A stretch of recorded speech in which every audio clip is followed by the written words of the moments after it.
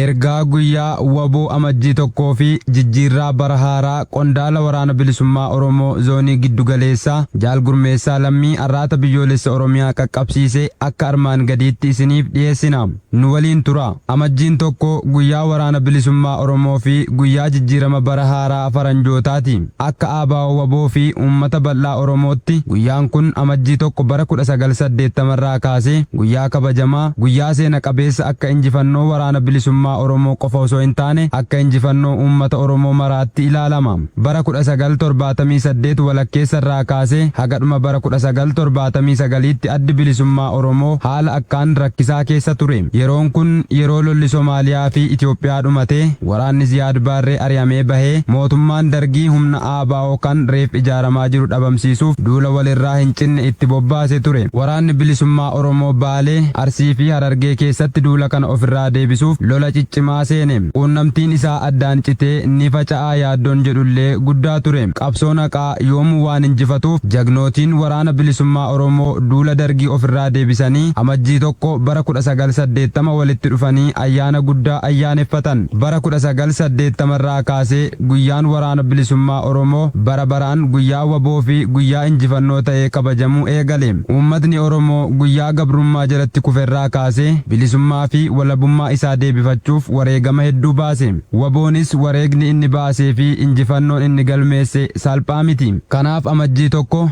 guyyaa waraana bilisummaa Oromoo akka guyyaa injifannoo saba Oromootti kabajna. Seenaa qabsoo bilisummaa uummattoota addunyaa hedduu yeroo ilaallu biyya ijaarrachuuf qabsoon hidhannoo qooda guddaa qaba. Biyyootni hedduun qabsoo hidhannoon ijaarame. Qabsoon hidhannoo uummata tokko ijaaree hiriirsuu akkasumas jaarmiyaa fi sabboonummaa uummataa cimsuu fi itichuu keessatti qoodi inni qabu guddaadha. Waraanni saba tokko injifannoo saba isaa raggaasuu, tiksuu, wabii fi gaachana ta'uun isaas hubatamaadha. Uummatni Oromoo erga biyyaa fi mirga isaa dhabee kolonummaa Habashaa jalatti kufee eegalee bifa garaagaraatiin yeroon inni hidhannoo hin kaasne hin turre akeeka bilisummaa fi galii siyaasaa ifaa jalatti humna ijaarameen kan qabsaa'uu eegale utubamuu adda bilisummaa Oromoo waliin ta'uunis ifaadha. Qabsoon bifa kanaan haga ammaa deemes uummata keenya galii bilisummaa fi walabummaa biraan ga'uun qatus tarkaanfii hedduu tarkaanfatee mirgoota hin tuffatamne hedduus Oromoo gonfachiisee qabsoo fuula duraafis bu'uura jabaa kaa'e. Kanaafis haala amma deemaa jiru keessatti muuxannoo qabsoo hidhannoo haga ammaa gamaggamanii tarsiimoo fi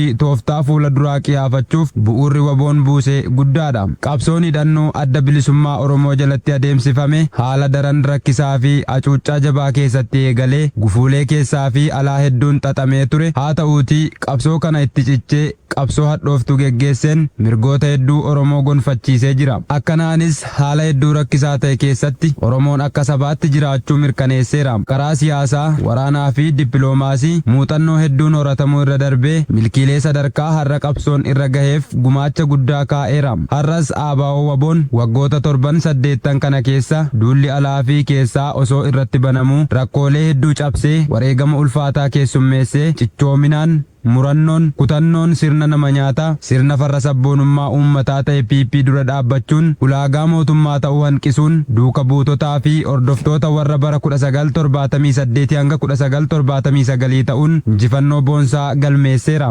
Walumaa galatti qabsoon baabura akkuma jedhan kaan yaabaa kaan immoo irraa bu'aa akkuma deemamu kun amala qabsoo ta'uu hubanne. Kabajamtootni uummata Oromoo bal'aa biyya keessaa fi biyya alaa jiraattan warri utubaa qabsoo bilisummaa Oromoo taatan kabajamtoonni miseensotaa fi qondaaltonni waraana bilisummaa Oromoo zooniilee 8 keessa jirtan marti, kabajamtoonni humna ittisa uummataa yookaan qeerroo bilisummaa Oromoo guutuu Oromiyaa keessa jirtan hundi, kabajamtoonni mararfattoota qabsoo bilisummaa Oromoo warra ta'anii fi kanneen kabajamuu mirga dhala namaaf hiree murteeffannaa sabootaatti amanan hundi baga guyyaa waraana bilisummaa Oromoo amajjii tokkoo fi jijjiirraa bara haaraa bara 2026tiin isin ga'e jechuun gara fuulduraatti qabsoo wareegama qaalii akka sabaatti nu baasise kanatti guduunfaa gochuuf kan ammaa caalaa dhimmamtoonni qabsoo bilisummaa Oromoo hundiyyuu waan dandeessaniin hirmaachuun kaayyoo fi akeeka ABO waboo galmaan gahuuf daran cimsinee hojjechuu akka qabnuun dhaamsa kooti. Barruu qondaalli waraana bilisummaa Oromoo zoonii giddu galeessaa